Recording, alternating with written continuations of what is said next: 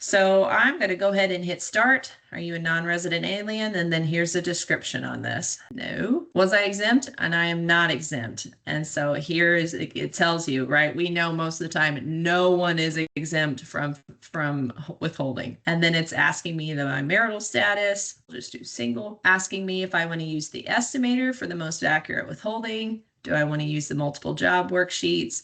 Or none of the above. For the sake of time, we'll do none of the above. Do I want to claim dependents? Yes. How many dependents? We're going to say 2 and 0.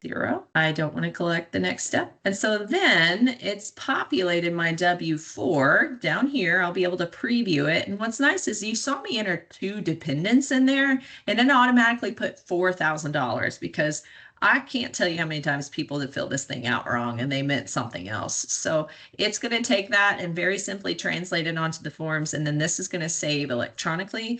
Remember, W-4s have to be kept on file, I believe, for 3 years. And so with that, they'll be able to always have that. If there is an issue when they're filed their taxes, you can go back and look at it later.